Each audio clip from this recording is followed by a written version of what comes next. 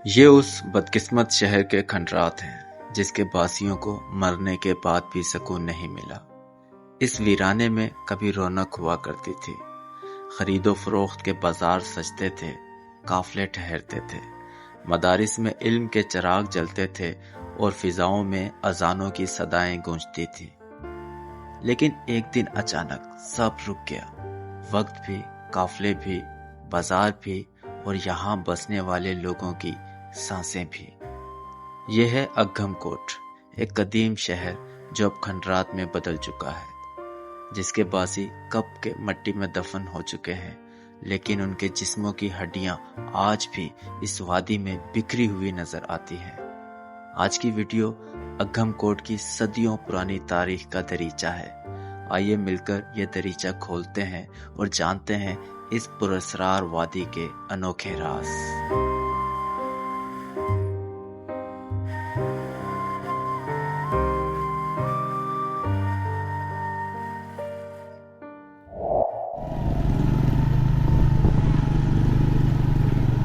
हैदराबाद से तकरीबन 50 किलोमीटर दूर बदीन और टंडो अल्लायार डिस्ट्रिक्ट के संगम पर मौजूद ये कस्बा गुलाब लगारी कहलाता है।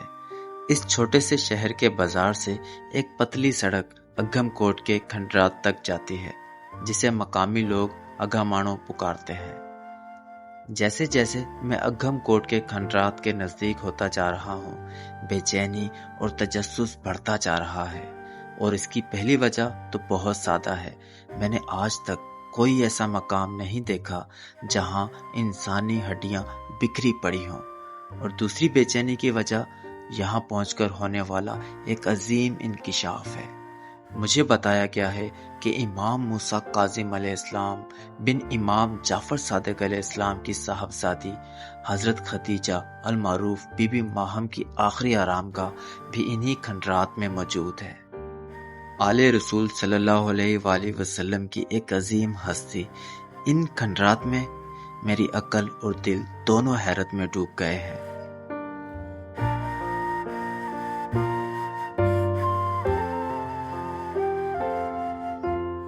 मैं अघम कोट के बच जाने वाले खंडरात और मकाबिर के दरमियान मौजूद हूँ और मेरे कदम बेइख्तियार उस मकाम की जानिब उठ रहे हैं जहाँ बीबी माहम से मंसूब रोज़ा मौजूद है।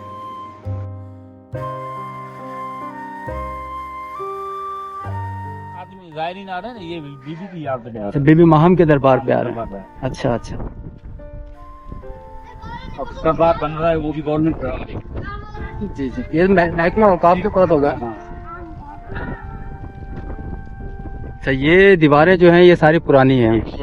हाँ, पतली ईंटों वाली। ये ठीक है, उस जमाने में थी ये। क्या कलोड़ों के जमाने की? कलोड़ों के जमाने की।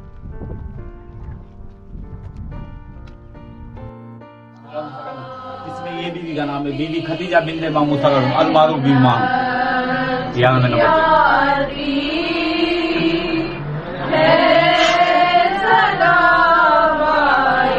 ये पुरानी जो खुतबा मिला था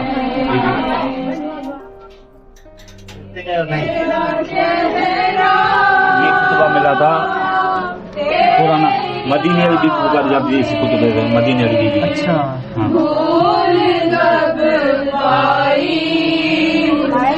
ये बाद में लगा। ये पुराना है, ये फारसी में लिखा हुआ है। अच्छा, ये यहीं से मिला था। यही से मिला। और ये क्या है? ये मौला रजा की कदमों की शबीयत। अच्छा अच्छा, चलिए।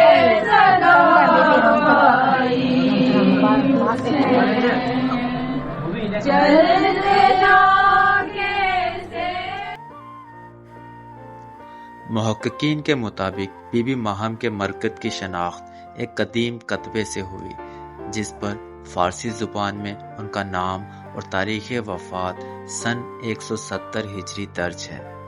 लेकिन सवाल ये है कि बीबी माहम किन हालात में और किस दौर में यहाँ आई, उनके सफ़र की कहानी क्या थी और यह मकाम उनके लिए कैसे मुंतखब हुआ। ये सब राज अभी तहकीक के मुंतज़र हैं।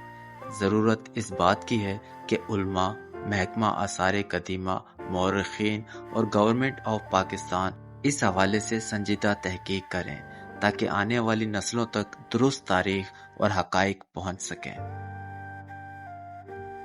बीबी माहम से मंसूब मज़ार के पहलू में एक और कदीम मज़ार और छोटी मगर बावकार मस्जिद मौजूद है। ये मज़ार हज़रत मखदूम मोहम्मद इस्माइल सुमरो का है, अघम कोट के वो नामवर बुजुर्ग जो अपनी सखावत और दौलत के साथ साथ रूहानी फैज़ान के लिए भी मशहूर थे। दूर दूर से मुसाफिर और तालिबे इल्म इनके दर पर आते और फैज़ पाकर वापस लौट जाते थे। वो ज़माना जब अघम कोट के मदारिस अपनी तालीम और इल्मी रोशनी के लिए मशहूर थे। इन दरसगाहों के मोहतमिम मखदूम मोहम्मद इस्माइल सुमरो हुआ करते थे। रिवायत है कि सिंध के दरवेश वतायो फ़कीर का ख़ानदान भी इन्हीं के दस्ते बैत से दायरा इस्लाम में दाखिल हुआ। सामने ये जो आपको गुंबद बना हुआ नजर आ रहा है, ये दाखिली दरवाजा है इस मज़ार तक पहुंचने का। और यहाँ पर कुछ कब्रें बनी हुई हैं, 3 या 4 कब्रें हैं यहाँ पर। और इन्हीं कब्रों के सामने ये एक मस्जिद बनी हुई है और इसके अलावा भी यहाँ पे कुछ कब्रें हैं। ये देखिए,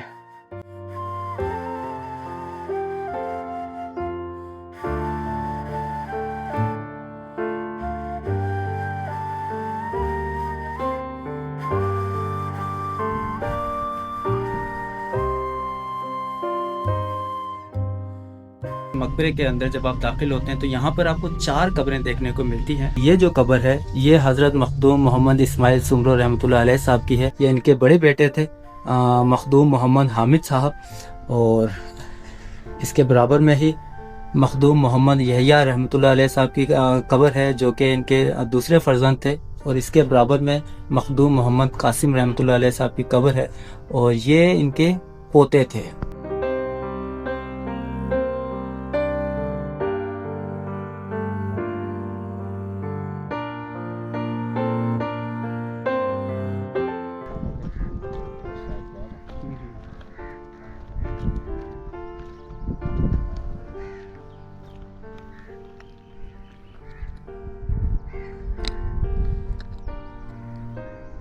मैंने अघम कोट के बारे में जब पढ़ा तो मुझे ये पढ़ने को मिला कि इस जगह पर जब आप जाते हैं तो यहाँ पर आपको इंसानी हड्डियाँ जा बजा बिखरी हुई देखने को मिलती हैं। और अभी मैं हज़रत मखदूम मोहम्मद इस्माइल सुमरो रहमतुल्लाह अलैह साहब के मज़ार से बिल्कुल नीचे ही उतरा हूँ। तो ज़मीन पर बिल्कुल सर यहाँ पर इंसानी हड्डियाँ जो हैं वो बिखरी पड़ी हैं। और ये एक हड्डी का खोल मैं आपको दिखा रहा हूँ। ये दिखने में कुछ इस तरह की साख्त लग रही है इसकी, जैसे ये सर की हड्डी हो, बिल्कुल जो राउंड शेप आ रहा है इसका। ये देखिए सर, ये इंसानी हड्डियां हैं और ये बिल्कुल ये सर की हड्डी है, खोपड़ी जिसे हम कहते हैं, ये उसकी हड्डी है सर ये। और ऐसा नहीं है यहाँ पर कोई 1-2 हड्डी है, ये आपको नज़र आ रही होंगी। यहाँ पे काफ़ी सारी हड्डियाँ जो हैं ये बिखरी हुई हैं। और ख़ास तौर पे कहा जाता है कि जब बारिश होती है तो इस तरह की बहुत सी हड्डियाँ आपको देखने को मिलती हैं, क्योंकि ऊपर से मिट्टी जो है वो हट जाती है तो नीचे की जो हड्डियाँ हैं वो आपको नज़र आती हैं। जैसे ये एक हड्डी पड़ी हुई है, ये आप देखिए, ये बाजू की हड्डी है शायद, ये देखिए, ये सब इंसानी हड्डियाँ हैं।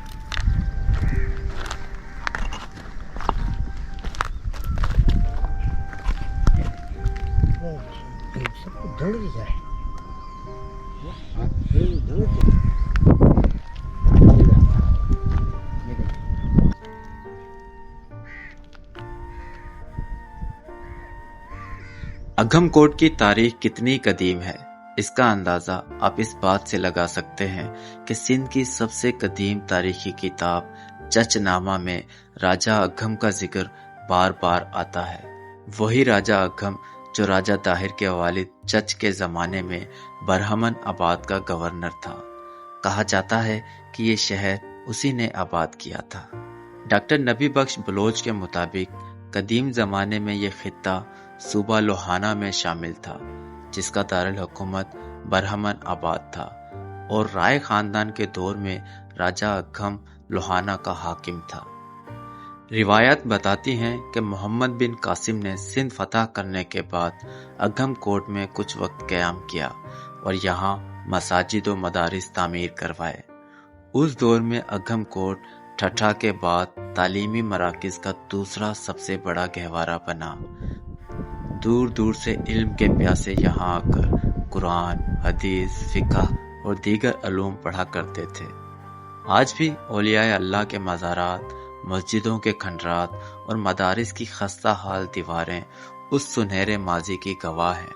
लेकिन ये शान शौकत ज्यादा अरसा कायम ना रह सकी। मौरखीन के मुताबिक सन 1790 तक ये शहर आबाद रहा।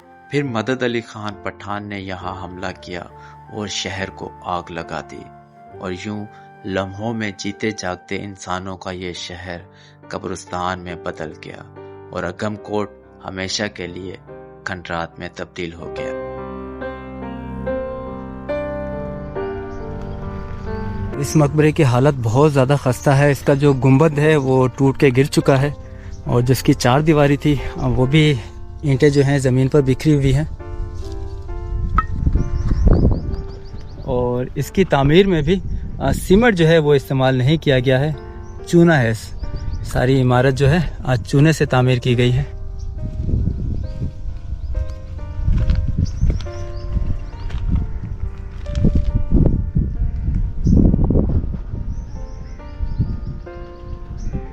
आप इस मकबरे की दीवारों की चौड़ाई ज़रा मुलाहिज़ा कीजिए। ये कम से कम 3 से 4 फीट की चौड़ाई है इस मकबरे की दीवारों की, लेकिन उसके बावजूद ये मकबरा जो है गिर चुका है। और मैं आपको अगर गुंबद दिखाऊं इस मकबरे का तो बिल्कुल गायब हो चुका है।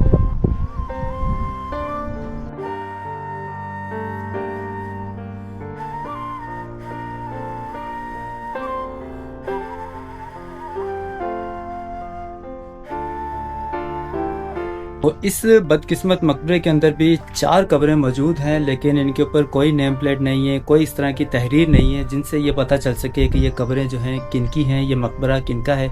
मकबरे की हालत भी मैंने आप लोगों को दिखा दी है, बिल्कुल तबाह हाल हो चुका है। गुंबद जो है वो ऊपर से वो बिल्कुल गायब हो चुका है। जो इसकी 4 दीवारी होती थी, बाउंड्री, वो भी गायब हो चुकी है। बाकी इस मकबरे की हालत जो है वो आपके सामने है। ये कब्रें यहाँ पर मौजूद हैं, 1, दूसरी वो, 3 और 4, और इनके ऊपर कोई कतबा, कोई तहरीर यहाँ पे मौजूद नहीं है।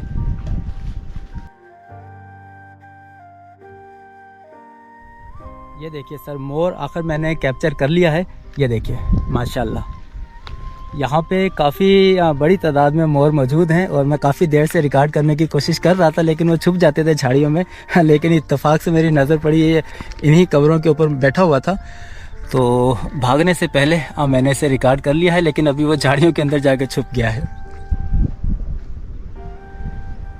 अच्छा, यहाँ पर भी एक मज़ार है, और इसके ऊपर बाहर तख्ती लगी हुई है। बीबी पाक के मज़ार पे मर्दों का आना सख्त मना है, और हामिला औरतों का भी बीबी के मज़ार पर आना सख्त मना है। तो इसलिए मैं मज़ार के अंदर नहीं जाऊंगा। जो इंस्ट्रक्शन है उसको हम फॉलो करेंगे। तो ये कौन सी बीबी है ये बाहर नहीं लिखा गया, तो यकीनन किसी खातून बीबी का मज़ार होगा ये, और इस पे मर्दों के जाने पर पाबंदी है। तो बाहर से मैं आपको मज़ार दिखा देता हूँ।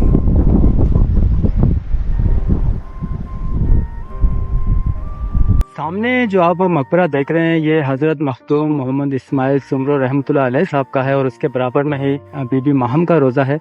और इसी मकबरे के बिल्कुल पीछे एक मस्जिद है जो कि यकीनन काफ़ी कदीम है।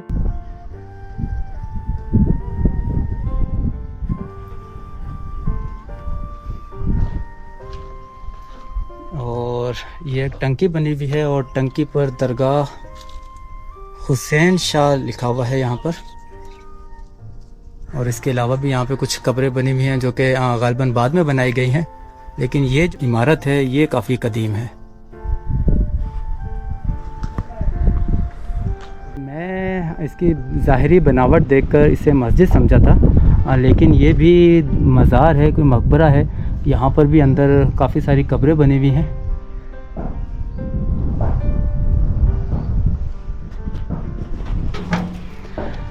लेकिन जो इसकी दीवारों की हालत है उसे देखते हुए अंदर जाना मेरे ख्याल से मुनासिब नहीं होगा, तो इसलिए दरवाज़ा खोल के मैंने बाहर से ये झलक जो है उसकी रिकॉर्ड की है।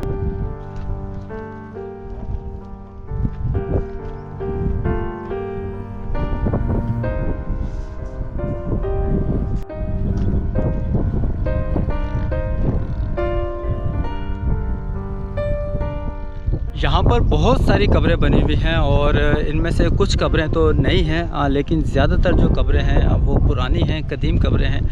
कुछ के ऊपर नेम प्लेट्स लगी हुई है और कुछ के ऊपर नेम प्लेट्स नहीं भी है।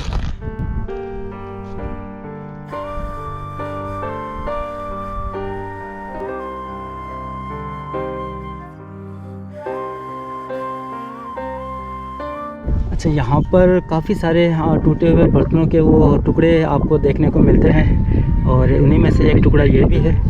इसमें चारों तरफ सुराख हैं, न जाने क्या चीज़ रही होगी ये। और एक टुकड़ा ये देखिए, इसके ऊपर काफ़ी खूबसूरत नक्शो निगार भी बने हुए हैं। ये भी है।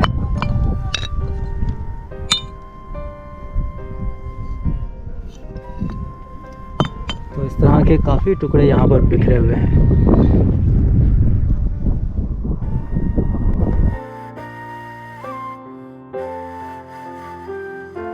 सामने जो खंडरात हैं ये एक मस्जिद के खंडरात हैं और यहाँ पर लिखा भी गया है, मस्जिद अल्लाह जो घर आहे, मस्जिद जो एहतराम असांते फ़र्ज आहे।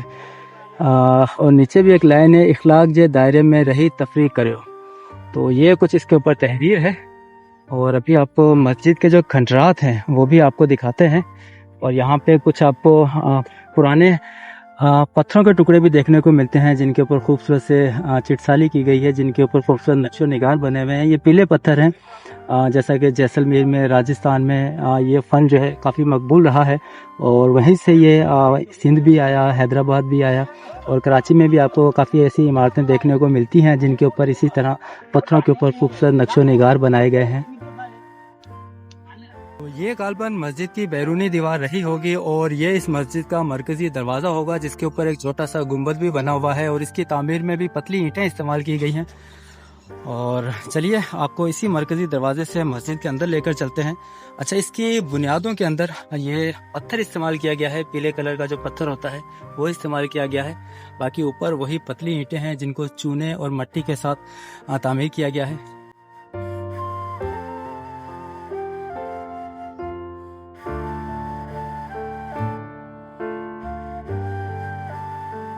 ईंटों का ढेर नजर आने वाली ये इमारत कभी अक्कम कोट की मरकजी जामिया मस्जिद हुआ करती थी। कहा जाता है कि यह मस्जिद मशरकी फने तामीर का एक शानदार नमूना थी। मस्जिद का मेहराब मजबूत पीले पत्थरों से बनाया गया था, जिसके दोनों कोनों पर खूबसूरत सतून खड़े थे और उन पर आला नक्शो निगारी की गई थी। महराब के ऊपर कुरानी आयात निहायत नफासत से तराशी गई थी और साथ ही मस्जिद तामीर करने वाले कारीगरों के नाम भी अरबी और फारसी में दर्ज थे। लेकिन अफसोस, वो महराब अब किस्सा माजी बन चुका है।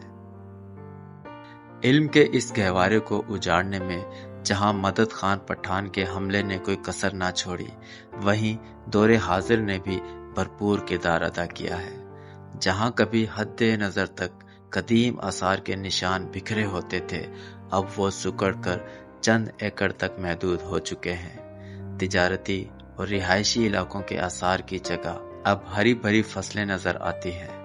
खंडरात के बीचों बीच पक्की सड़कें बन गई हैं और लोग इन आसार की ईंटें निकालकर अपने घरों में लगा रहे हैं। यूं लगता है जैसे महकमा आसार कदीमा इस सरजमीन पर कभी था ही नहीं।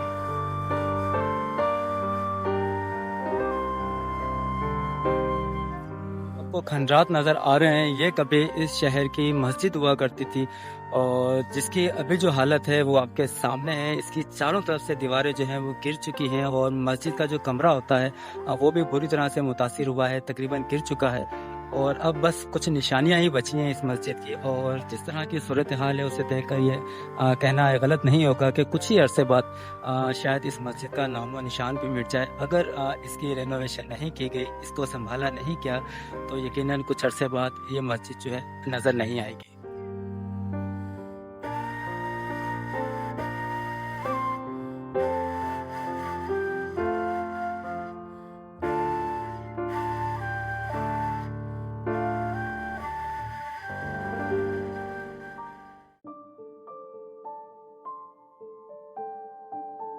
अक्कम कोट की पुरस्कार जमीन रिकॉर्ड करने के बाद मैं हैदराबाद में मौजूद हूँ।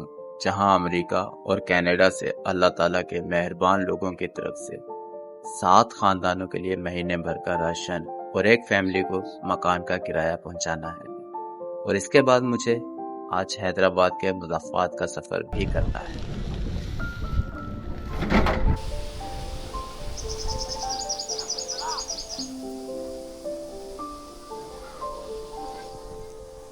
तो नाजरीन, मैं इस वक्त हैदराबाद के मुज़फ़्फ़राबाद में बसे एक गाँव के अंदर मौजूद हूँ और इस गांव को जुनेजो गोट के नाम से जाना जाता है। और इसी जुनेजो गोट के अंदर एक छोटी सी मस्जिद है और इसी मस्जिद के अंदर मदरसा भी कायम है, जहाँ पे गांव के जो बच्चे हैं वो दीनी तालीम हासिल करते हैं। तो यहाँ पे आने वाले नमाजियों को और जो बच्चे यहाँ पे पढ़ने आते हैं, कुरान शरीफ पढ़ने आते हैं, उनको वज़ू करने के हवाले से काफ़ी परेशानी थी। तो यहाँ पर हमने एक हैंड पंप इंस्टॉल करवाया है और ये हैंड पंप है अमेरिका से अली ज़मान भट्टी साहब और सायरा भट्टी साहिबा की तरफ से। तो माशाल्लाह से ये हैंड पंप जो है यहाँ पे इंस्टॉल कर दिया गया है। अभी हम इस पर नेम प्लेट भी लगाएंगे।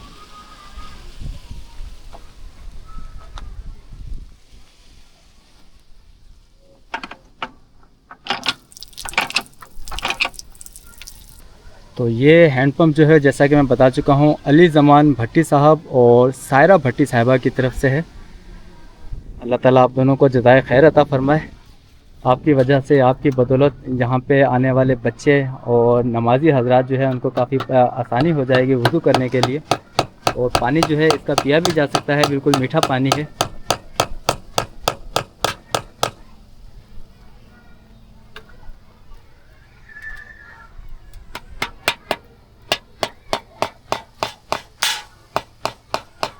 अल्हम्दुलिल्लाह नेम प्लेट भी यहाँ पर लगा दी गई है और अली ज़मान भट्टी एंड सायरा भट्टी की तरफ से ये हैंड पंप यहाँ पे इंस्टॉल किया है। और मेरे साथ कारी साहब भी मौजूद हैं जो कि यहीं पे नमाज़ भी पढ़ाते हैं और बच्चों को दीनी तालीम भी देते हैं। अस्सलाम वालेकुम। वालेकुम सलाम। पहले क्या था, जो हमारे गांव के बच्चे आते थे कुरान मजीद पढ़ने और गांव वाले नमाज़ पढ़ने आते थे, तो हमें बहुत मुश्किलात होती थी, पानी नहीं होता था। देखना चाहूँगा आपकी मस्जिद में बच्चे पढ़ रहे हैं अभी भी? जी जी। अच्छा, आइए आइए आइए। तो अली ज़मान भट्टी और सायरा भट्टी साहबा ने ना सिर्फ यहाँ पे हैंड पंप इंस्टॉल करवाया है, बल्कि इसी गांव के अंदर कुछ ज़रूरतमंद फैमिलीज़ भी हैं। तो उनके लिए 3 फैमिलीज़ के लिए राशन का भी इंतज़ाम है। तो ये बैग भी यहाँ पे रखे हुए हैं। अभी हम उन फैमिलीज़ को भी यहीं पे बुलाते हैं और ये उनकी अमानत जो है उनके हवाले करेंगे। कितने बच्चे पढ़ने आते हैं आपके पास यहाँ पर? जो हाजिरी में रजिस्टर हैं वो 90 बच्चे हैं। 90 बच्चे आते हैं। अच्छा, ये छोटी मस्जिद तो काफ़ी छोटी नज़र आ रही है। मुश्किलात बहुत होती है लेकिन। अच्छा, चलें मैं एक नज़र देखूं। तो गांव के जो बच्चे हैं वो यहाँ पर कुरान शरीफ की तालीम हासिल कर रहे हैं।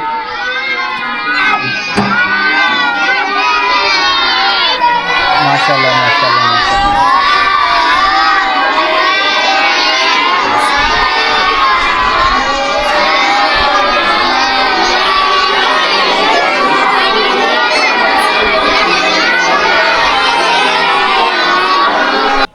तो सर, जुनेजो गांव में मौजूद ये छोटी सी मस्जिद और इस मस्जिद के अंदर मैं दाखिल हुआ हूँ बच्चों को देखने के लिए। तो माशाल्लाह से मस्जिद जो है खचाखच भरी हुई है बच्चों से।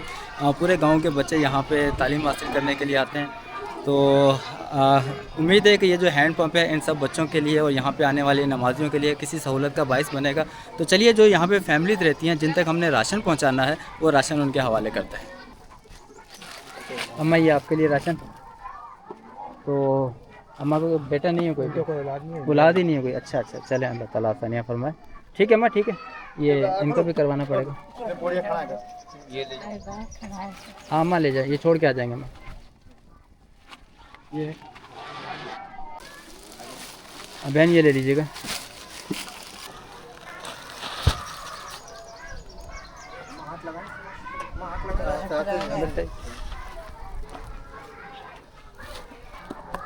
तो अल्हम्दुलिल्लाह अली ज़मान भट्टी साहब और सायरा भट्टी साहिबा की तरफ से हैंड पंप इंस्टॉल करवाने के बाद 3 फैमिलीज़ के लिए राशन भी दे दिया गया है। तो अब यहाँ पर एक ख़ातून है जिनको चलने में प्रॉब्लम होती है, तो उनके लिए छोटी सी वाकर लेकर आए हैं, वो भी उनके हवाले करते हैं। बड़ी हो जाती है। अस्सलाम वालेकुम अम्मा, ये आपके लिए वाकर, ये अमेरिका से एक अल्लाह के नेक दिल इंसान ने भेजी है, उनको अपनी दुआओं में याद रखिएगा। ठीक है अम्मा। सर, मैं एक और गांव में आ चुका हूं और यहाँ पे हमने एक बहन है जिनको व्हीलचेयर देनी है और ये व्हीलचेयर रिक्शे के अंदर रखी हुई है। ये बिल्कुल और ये व्हीलचेयर है अमेरिका से ही अतर अली भट्टी साहब और शाजिया भट्टी साहिबा की तरफ से, और इन्हीं दोनों की तरफ से मुझे एक हैंडपम्प भी इंस्टॉल करवाना था। हैंडपम्प तो इंस्टॉल हो गया है, लेकिन अनफॉर्चुनेटली गलती की वजह से उसकी जो नेम प्लेट है वो हमसे गलत प्रिंट हो गई है।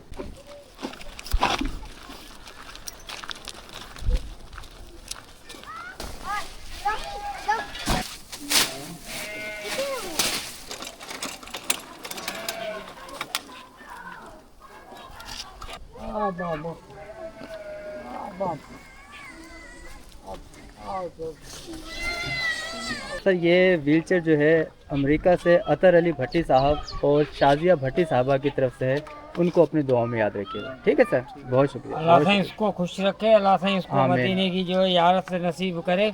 आमीन। और हमारे पप्पू के लिए जो इसने खिदमत की रियाजत की है, अल्लाह से इसको जो है ना अपने बच्चों से और अपने घर से जो है ना खुश रखे। आमीन। अल्लाह से इसको और जो है ना तौफीक दे जो किसी गरीब की जो है आमीन। मदद करे।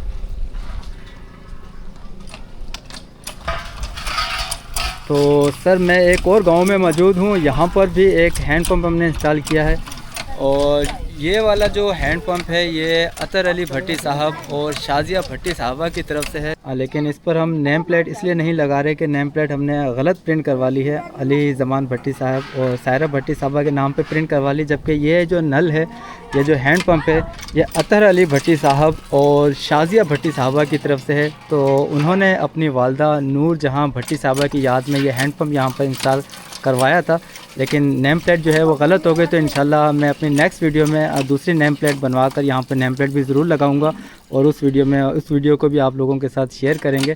तो ये यहाँ पे पानी मीठा है, मीठा पानी है। तो अम्मा ये हैंडपम्प यहाँ पे लगने से कोई सहूलत होगी आप लोगों को? नलके की सहूलत हो गई। हाँ, पानी अब भरने के लिए दूर नहीं जाना पड़ेगा अब आप लोगों को। अच्छा अम्मा, ये जो हैंडपम्प है ये अमेरिका से एक साहब हैं अतर अली भट्टी साहब और शाजिया भट्टी साहबा, उन्होंने अपनी वालदा नूरजहां भट्टी की याद में यहाँ पे लगवाया है। अच्छा, मैं यहाँ पे नेम प्लेट नहीं लगा रहा हूँ, मैं दोबारा आऊँगा ये तख्ती लगाने के लिए। ये जो तख्ती है ना, ये मैं गलत बनवा कर लेकर आ गया हूँ, मेरी गलती है। तो मैं दोबारा आऊँगा 2-3 दिन के अंदर, तो यहाँ पर हम ये तख्ती लगा कर जाएंगे। ठीक है? तो ठीक है अम्मा, आप लोग भले पानी भरिए और उन लोगों को दुआओं में याद रखिएगा जिन्होंने ये हैंडपम्प यहाँ पर लगवाया है। ठीक है अम्मा? आज मैं फिर उसी बेवा बहन के घर पे मौजूद हूँ जिनको मैं अपने गुज़िश्ता वीडियो में एक अदद सिलाई मशीन देकर गया था और 8,500 रुपये की रकम दी थी। तो मेरी वो वीडियो देखी एक हमदर्द बहन ने, मिसबा शहजाद साहिबा, तो उन्होंने इस बहन के लिए मुझे रकम भेजी है 20,000 रुपीज़ की। ये 20,000 रुपये हैं। अब बहन, ये 20,000 रुपये भी आपके हैं, आपकी ज़रूरत में काम आ जाएंगे। ये रकम आपके लिए भेजी है मिसबा शहजाद साहिबा ने। ठीक है? उनको अपनी दुआओं में याद रखिएगा। ठीक है बहन? बहुत कितने दोस्त मेरा ख्याल किया, बहुत शुक्रिया। उनको अल्लाह खुश रखे, हाँ, अल्लाह और हर बीमारी से बचाए।